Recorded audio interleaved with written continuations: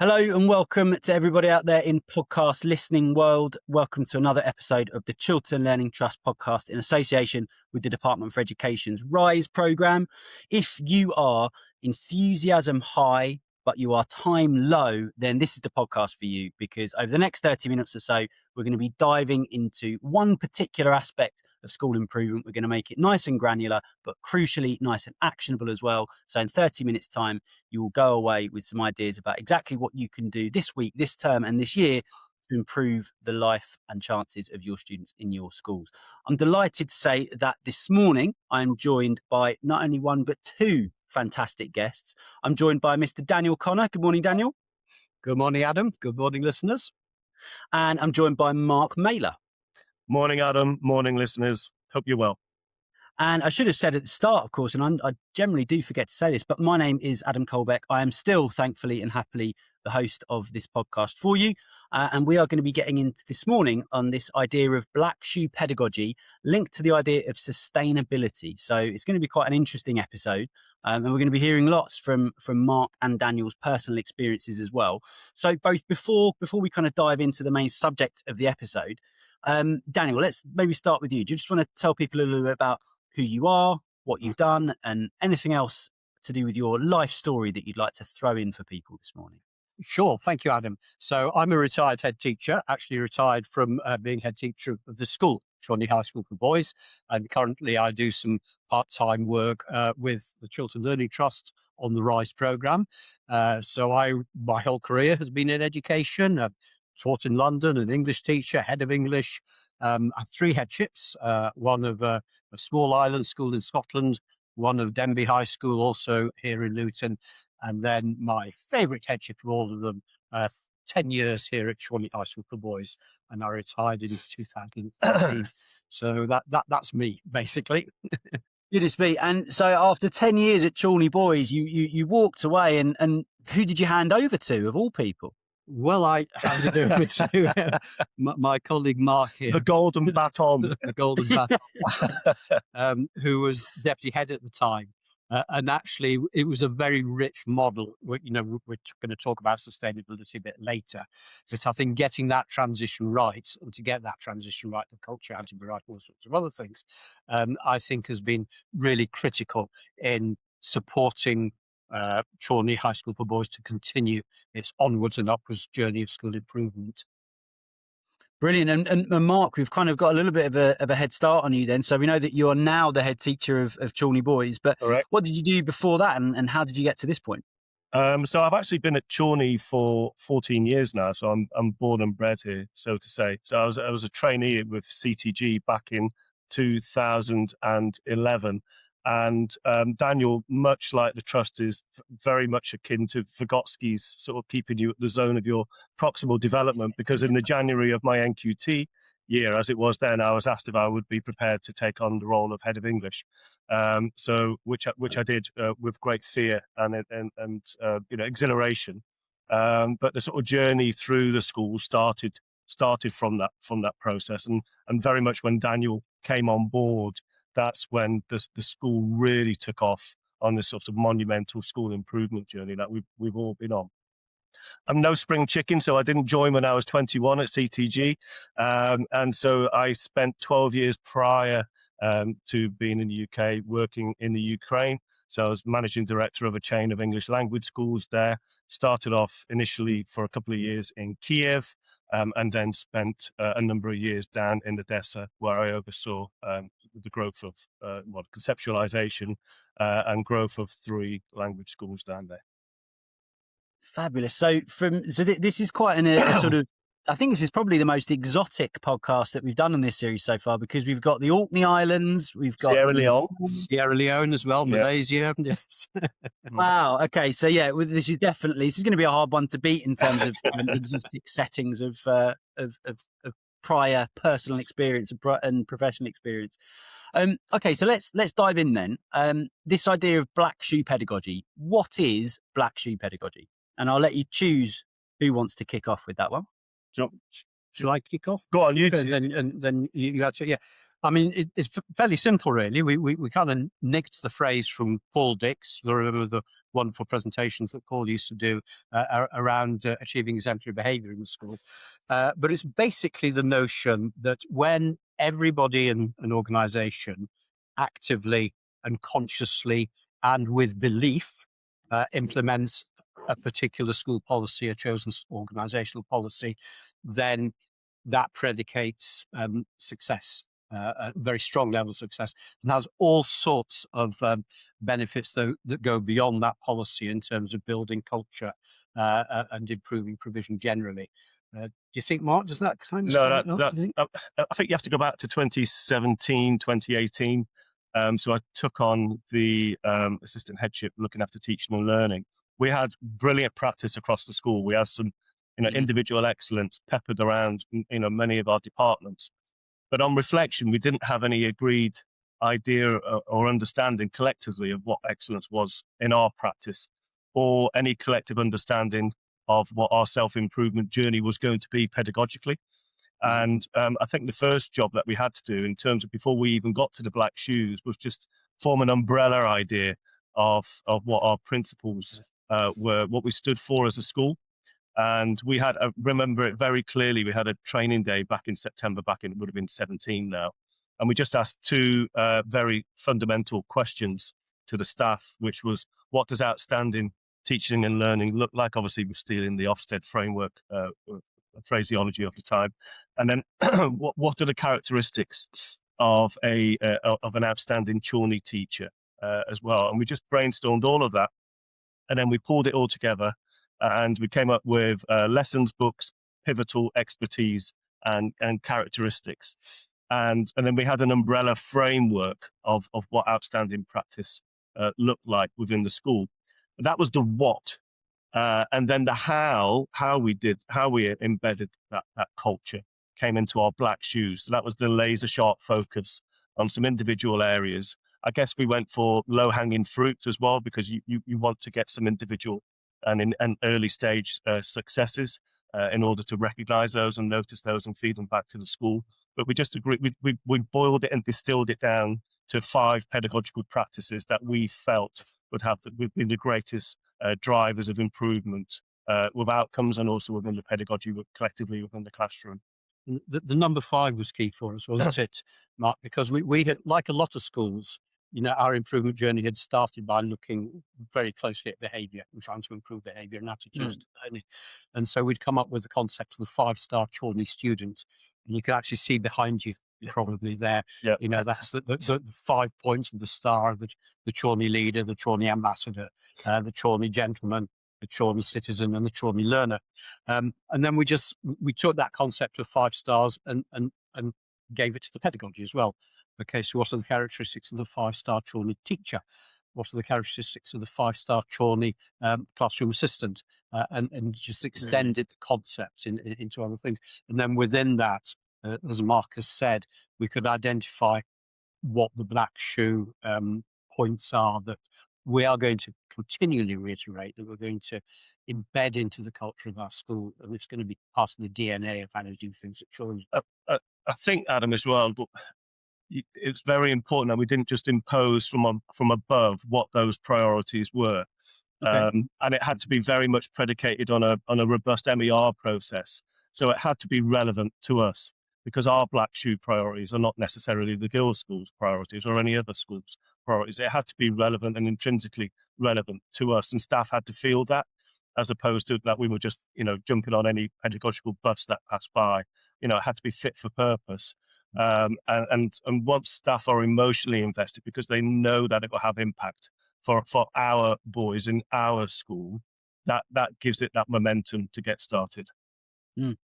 I think that's really fascinating. So if I've understood correctly then, so this idea of black shoe pedagogy is about having a really laser sharp shared focus on these very granular but fairly high leverage aspects of school life, with the idea being that if we can show and we can sort of collectively feel some progress in these areas, what that will do is to start to build momentum, and that idea of everybody being in it together.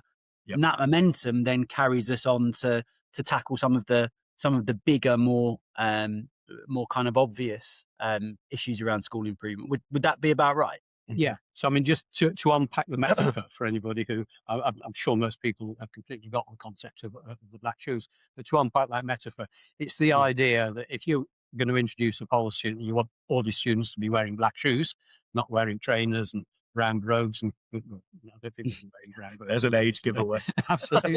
And a trilby. Indeed. Yeah. It's those canes they carry around. You want to really get them. I know.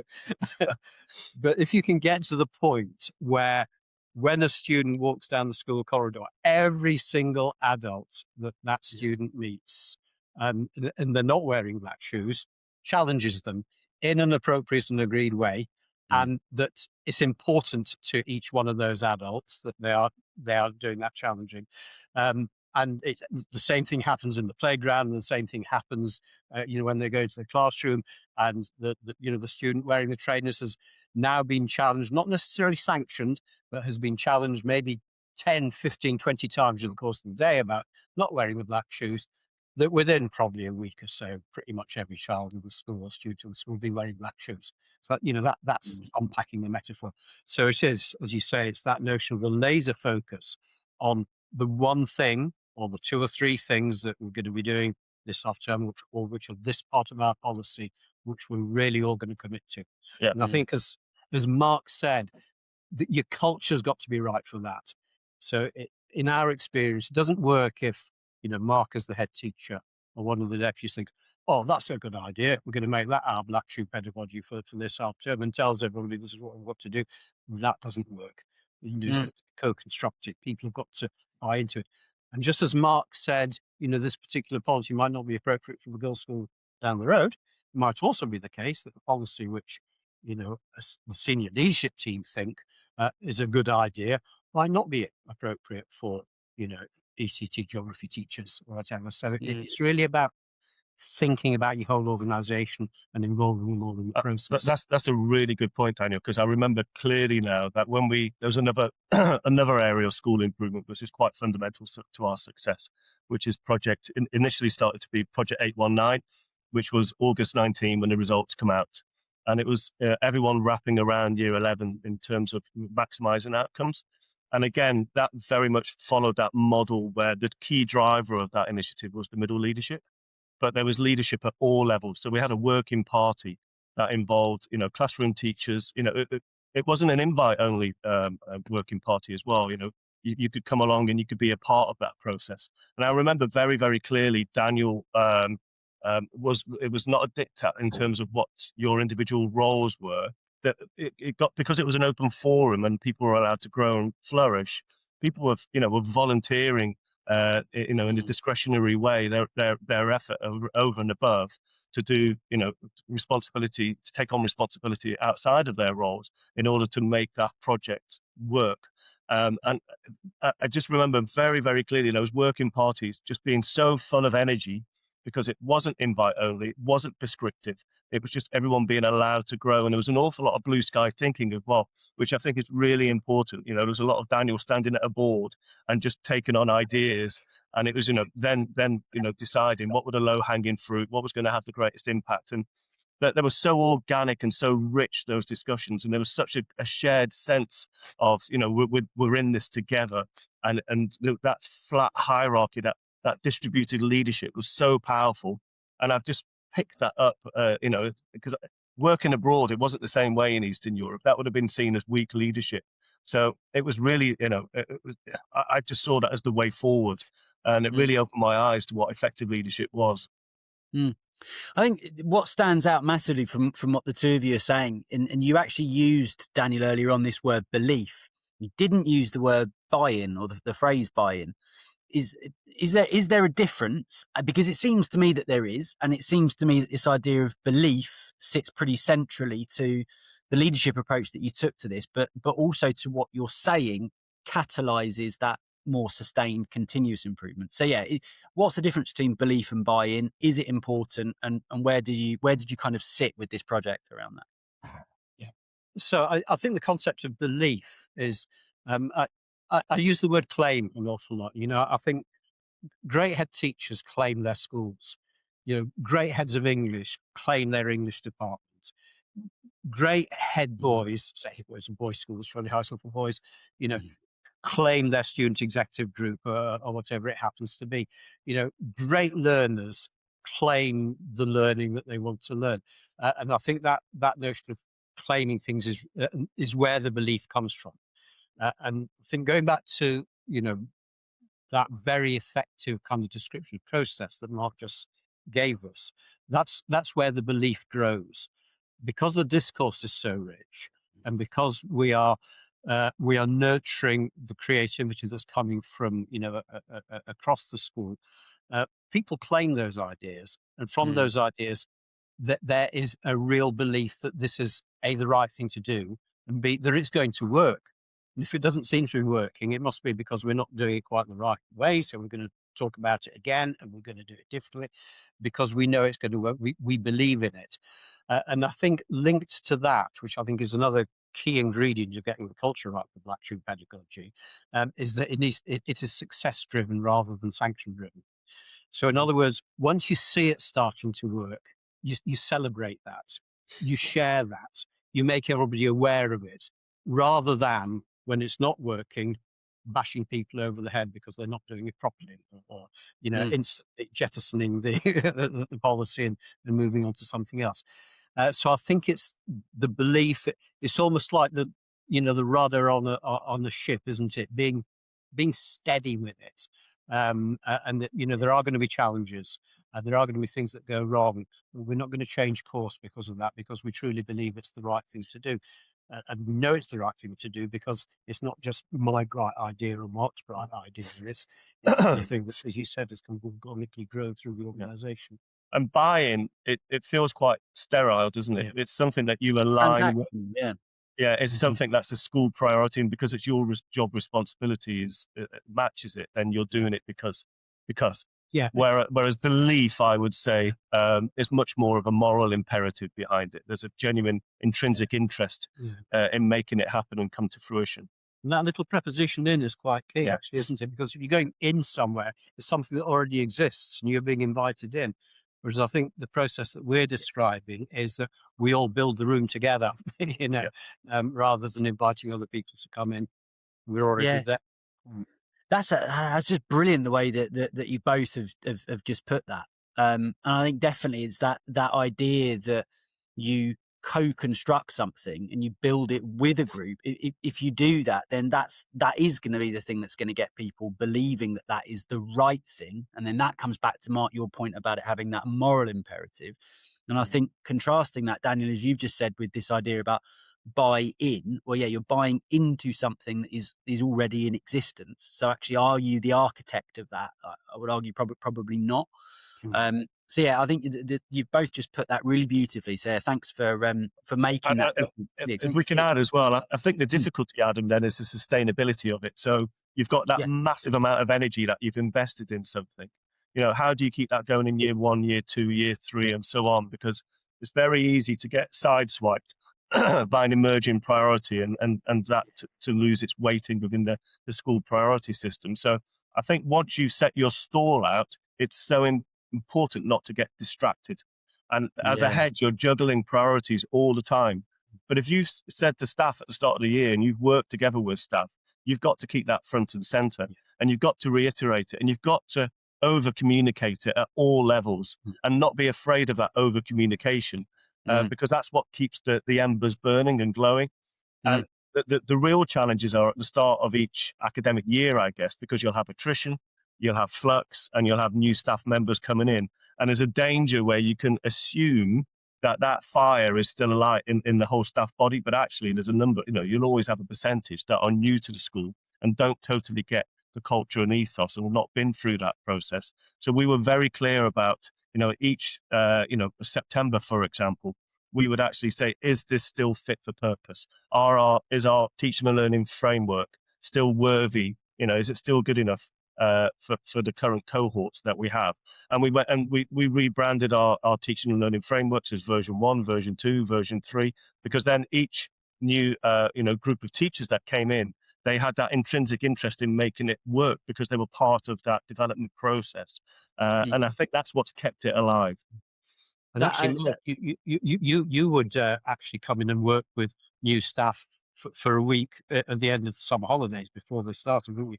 To again make sure you could kind of build the passion in them before they could hit the ground running. hit the ground running. That's right. Yeah.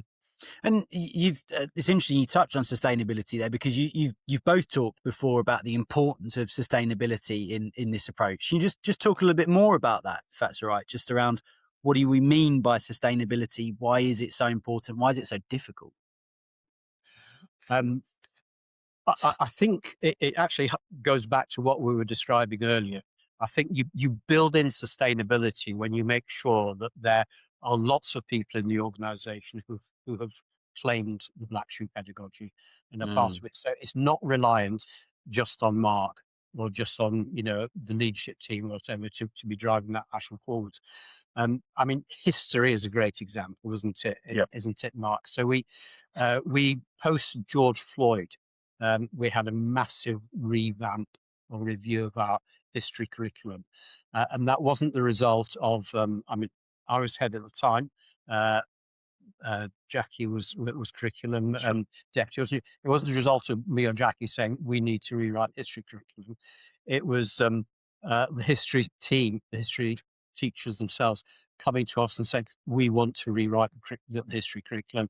We want to try and do everything that we can to decolonize it. And so what you've got there is a situation where that history curriculum is not dependent upon myself or the curriculum deputy or Mark in terms of sustainability. The rationale for it, the intellectual capital for it, sits with the team, and therefore it becomes sustainable. I'm retired, Mark takes over, but the history department is still extremely strong, extremely vibrant, extremely energetic, and all the rest of it. And what's happened in microcosm there in terms of the sustainability between me and Mark, for example, also happens in terms of sustainability between, the assistant head teacher who line manages history, the head of history, manages the history team, and the turnover that you get there. So it goes back to the business that because everybody's invested in it, that is a massive protective measure against it being unsustainable moving forward. I guess it's taking school improvement away from the cult of personality. And that's absolutely critical, because if all the energy and all the drive came from Daniel or myself, then it's doomed to fail. And it's investing in all these layers throughout the school and that shared distribution, not just of ideas and development, but of the energy. It takes an awful lot of energy, as to run a school day in, day out. And if you don't distribute the ideas and the energy amongst all layers of your school, it will fizzle out over time. I think the other quick point I'd make about sustainability as well is culture. So culture is critical here in two senses. Okay. In one sense, it's critical because for Black Shoe Pedagogy to be right, the culture of the school has to be right. And that's all the sort of co-construction and things like that, the success-driven approach rather than the sanction-driven approach that we were talking about earlier. But the other part of this is that the Black Shoe Pedagogy, whatever it is that you're working on, also it itself influences culture and moves culture on and builds culture. So it's key to it.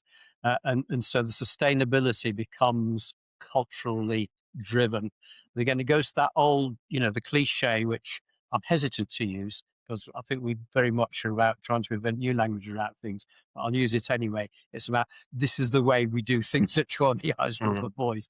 But if we can take the kind of that suggestion of autocratic diktat out of that phrase, I think it is very much a part of that. This is the way we do things around here. But it's not set in stone. It develops and changes and grows over time. Yeah, we discussed briefly before about it's not the Ten Commandments handed to Moses and it's set in stone for all time. It does. Staff need to feel an ownership over it, and they need to feel that it can shift, that it can change, and it can reflect current need, and it can develop. And I think that's really, really important to staff feeling really intrinsically motivated and really genuinely invested in making it work. Do you know, it's so interesting. Again, you've both just used this word investment like multiple times in what you've said there. And again, I think that really stands out in contrast to this idea of buy-in again. So when you invest in something, you want to see growth over time. You understand that that investment needs to be nurtured. You understand that you won't necessarily get a return on that immediately. When you purchase something or buy it, you get that product and you go away, and it is, purely transactional. So again, I don't think you can fake this is my point. You quite clearly, the two of you and everybody else having been to Chiltern, everybody else is massively invested and believes in this way of doing things. And I don't think you can underestimate the importance of that. And that also extends to students as well. So for listeners who haven't visited Chiltern before, it's an incredible place. I've only been once myself, but I've not before walked down the corridors of a school and had every child that I walked past go to shake my hand. And that is not, again, you cannot fake that. That is everybody, every student believing in what it is to be a student at that school and being properly invested in it. I also love the idea about of context shifting, because often when we talk about context, I think we can end up thinking that we're just talking about the demographic of the local area, and we can then end up thinking that actually it's quite set and static. But context is fluid and is shifting all of the time. And so this idea about all of the ways that you do things being provisional and holding them lightly and keeping them constantly under a state of review, not because they're not good enough, but because context is shifting. The nature of context is that it shifts.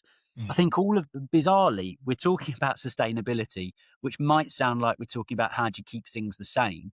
But actually, that the heart of sustainability is an understanding that things are always changing. So. Yeah, absolutely. And also it's about allowing that change, to understanding that change doesn't just come about from, the leaders wanting to drive the change. The handshaking is a really good example, actually. It's a lovely thing here, and we're really proud of it here at Challney High School Boys.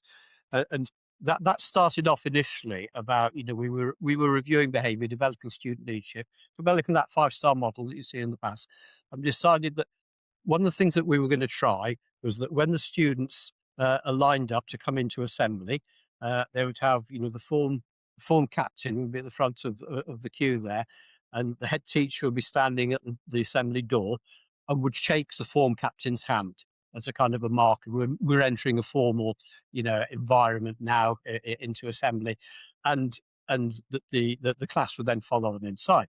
So we started that. We then found that once we shaken the form captain's hand, the next student wanted to shake the head teacher's hand as well.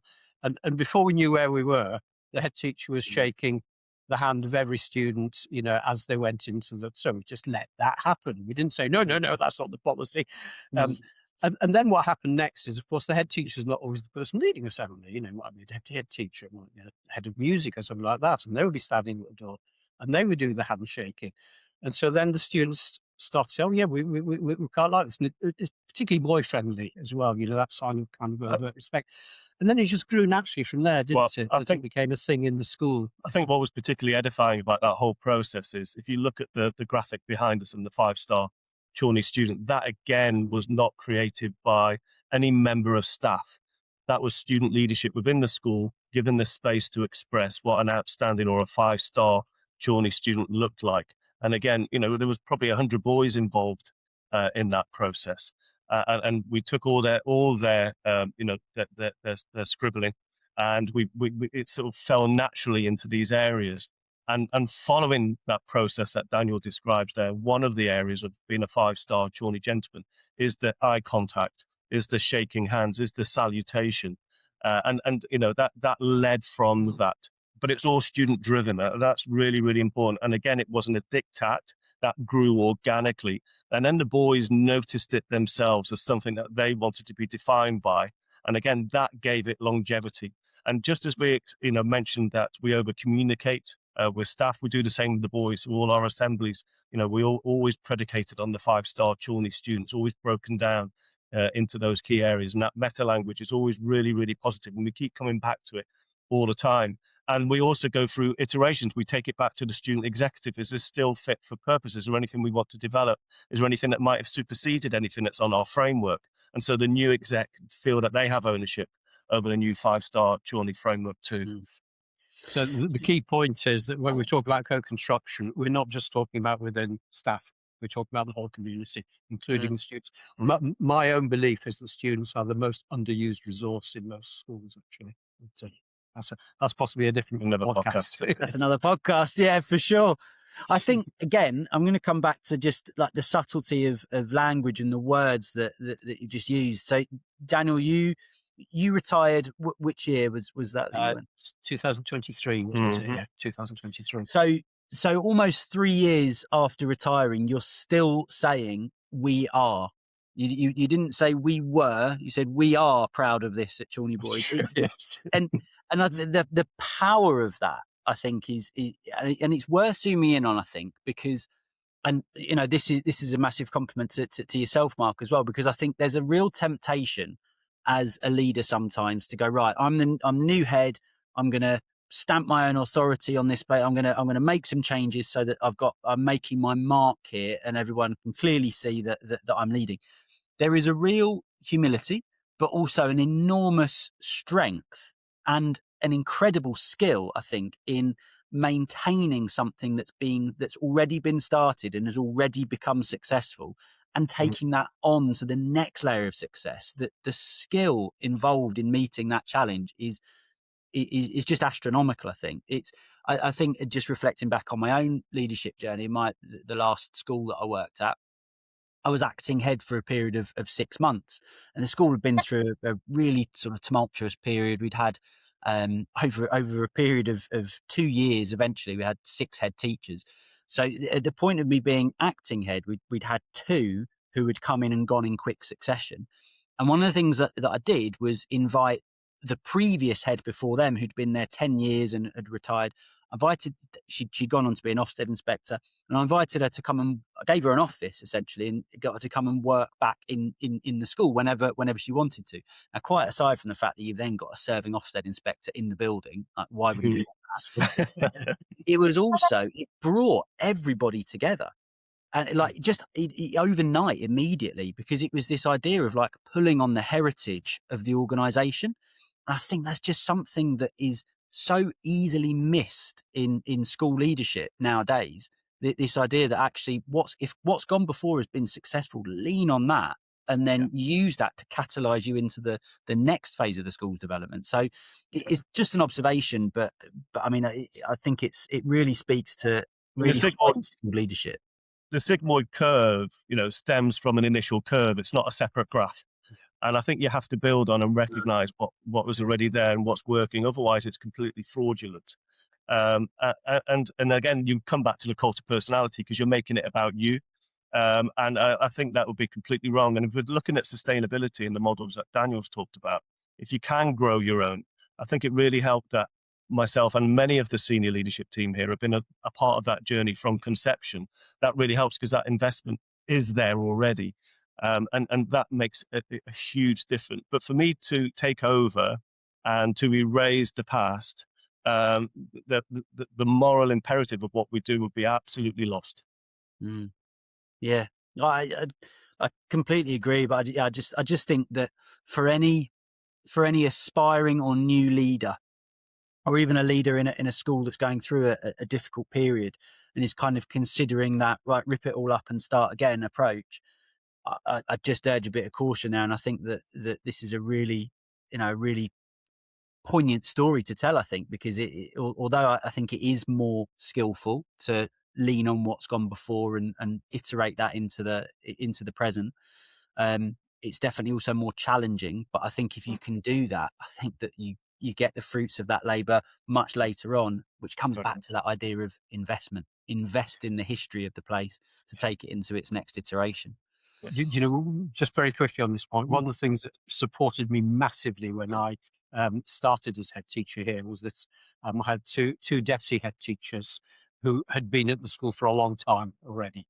And again, it's exactly what you're describing there. I was able to build on that heritage. They knew this school inside out. They were, looking forward to change, looking forward to a new improvement.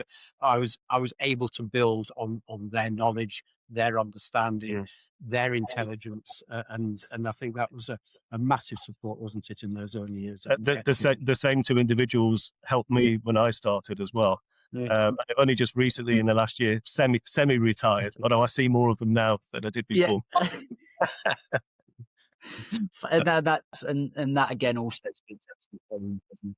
And the fact that we've got people there that have so again invested in the place, that semi-retirement is just about palatable, in retirement. Probably never been further from the mind. Okay, so if I'm a school leader and I'm thinking, right, I love this idea, this Black Shoe Pedagogy idea, this idea of like a really laser sharp focus on a high leverage priority that everybody believes in and invests in. I want that for my school. What would your advice be to me about something I can do next week, something I can do kind of over the medium term between now and the end of the year, and thinking a little bit more broadly and thinking ahead, something I could focus on for next year? So next week, next term, if you like, and next year. I think I counter that by saying the best time to plant a tree was 20 years ago. The second best time is now. You've only given us a week. I think really it has to be built on, robust MER process. So you have to know your school before you make changes, otherwise it's lost. So first and foremost, I would say that needs to be in place and fit for purpose in order for example, in my case, the teaching and learning team to know what the overarching school priorities are, because we obviously we see the big picture, don't we? As a teaching and learning team, we're in every department and we see holistically what's happening in the classroom. So I'd say first and foremost, that has to have been in place initially. And Mark, what is MER, just for anybody that's not familiar with the abbreviation? So the monitoring of evaluation and review process throughout the year, and I hate the phrase "what gets weighed gets done," but it's essentially what it is. It's ensuring that as a leadership team, we really do know what's happening across the piece within the school in a supportive way. Right, so I'm just going to stop you there for 1 second. I've just got to go and put a charger in. I will edit this bit out at the end. Really sorry. That means I can blow my nose as well. That's brilliant.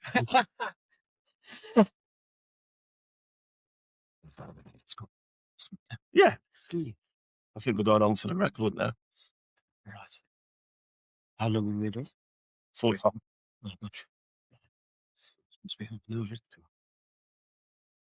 it? Okay. Yeah, I'm good. Just about saved it. Cool. Well, if we go back to what's an MER process, is that all right? Yeah, that's absolutely fine.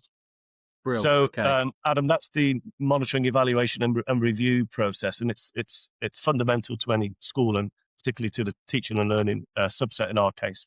That we really do have a consensus of what's happening holistically across the school, and it's very much a supportive tool and a done with as opposed to a done to model, and that's got much more supportive as the years have gone by, actually. And as progressive Ofsted frameworks have changed over the years. And that really does give us a very clear picture of what our school priorities need to be over the coming weeks, months, and years. What I would then do is I would get together with my senior team, if I'm the head teacher, and preferably not in a SLT meeting particularly, but maybe on a Friday after school in the local restaurant, or possibly in an away day or something like that. And I'd sit down and say, right, this is our MER, these are our priorities. What one thing do we think is going to make a real difference picking out of this that we're going to choose as a black shoe policy for when we come back in April or when we come back in September? And we'd discuss that, I think, and we'd all agree on what it was going to be. And I think I'd then, from there, move on to a process of discussing that going through that same process with middle leaders, possibly some middle leadership team meeting. If it's something big, what we did with Project 819 was we took them all the way to a local golf club, didn't we? And did it there one afternoon and got permission for school to close a bit early on that particular day. Then do it with all staff, possibly on a staff training day or a twilight session, always following everything that we've been discussing about in terms of inviting ideas, inviting input, the investment, discussing it with students, inviting suggestions for implementation, checking with everybody, do we think this is something that is a good idea or not? And I think once you go through that process, it's quite time consuming, but boy, it makes it robust. And what you're then doing is as you're doing this, you're putting together your action plan. And it might be something really simple. It might be that every member of staff must be standing at the classroom door, at lesson change, rather than being, it might be something as simple as that. Or it might be something, much more profound in terms of, policy of questioning, correcting misconceptions or something. I just want to go back to something Daniel said then, because I think we'd be lost if I didn't really just zoom in on it for a moment. The notion of going to a golf club, doesn't it sound like a folly and an overindulgence? But actually what it was a meeting room at a golf course. And it's so important to be able to come away from your environment, because the greatest, blue sky thinking that can happen is you just have to extricate yourself from the forest sometimes and give yourself that thinking space. If you don't build in that thinking space as a leader, you're not going to get quality output. So, for example, our school improvement priorities and our SEF as a leadership team are done in the summer, and we will actually, take over a meeting room in a hotel on a Saturday. I know I sound like the worst leader in the world, don't I? But actually, that quality time on a Saturday morning, and then just having lunch with your team after, but having that headspace and that freshness of mind that you don't often have in school. Just the quality of what comes out of that is just so much richer, I would say.